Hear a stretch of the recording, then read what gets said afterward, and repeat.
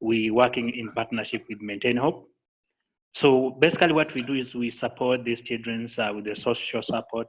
We pay their school fees, medical fees, and as well as monitor their progress to ensure that at least they are working towards their future, as well as we try to ensure that they never lose direction. Orphanages are not well run, and they are also not well organized, because you find that most of these orphanages are run by family businesses, and you will see that most of the donors, they don't realize that what's happening. For example, their role is that they bring donations, and they don't realize that the same doesn't reach even the school. It is not even, the donation is not even used as expected. Yeah. Yes, so what's actually happens is that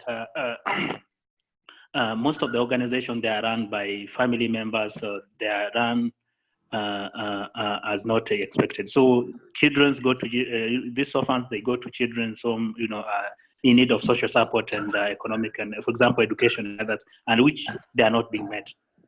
What happens is that, for example, a child has been a children's home for a specific period of time, and when he comes out, there's no actually even follow up. There's no exit strategy for those children who are coming out from the children's home. So when children they reach a certain age, as per the regulation, they're supposed to come out from these orphanages. And most of the orphanages, they do not have exit strategies. So you find that if these children they came from street, so they still go back to streets. They go back to their society, and they end up even joining criminal gangs and so it's basically it's something that is not right. A child needs love. A child needs someone who can be able to guide him, and as well as, because a child, for example, you may take over a child until he reaches 17 or 16 years. Then if without a follow-up, without a proper guidance, because they need guidance. For what we did is we realized that the most important thing is that for these extended family members, they can take care of them, they can monitor the progress, and they can even tap potential talents in these children. So our role as Rays of Hope in partnership with Maintain Hope is just to ensure that we support them. If these children have talents, we invest in these talents, we support them, and also guide them accordingly. Even after joining colleges, they finish colleges, we try to do all we can so that they can at least be able to find jobs, and so that they can start living independently. So for us, what we do, we try to do it different from children's home, because at the end of the day, we're uniting families. We're uniting these children with their family members, uncles, grandmothers, and so that they can live together, and so that they can be able to achieve success.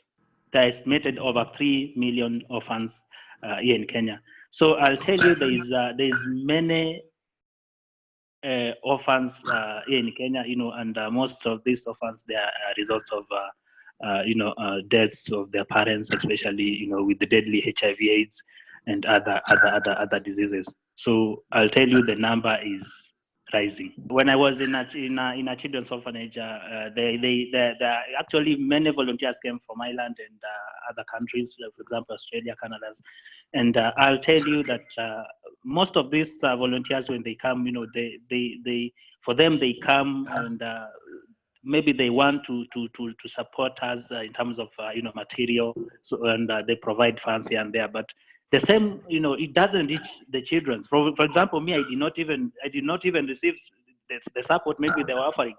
Some of these donors, when they come, they try to choose specific kids. For example, in a children's home that we were over 200 children. So you find that there were 2 donors, 3 donors. They come, they select maybe 2 or 3, 4 children that they want to support individually.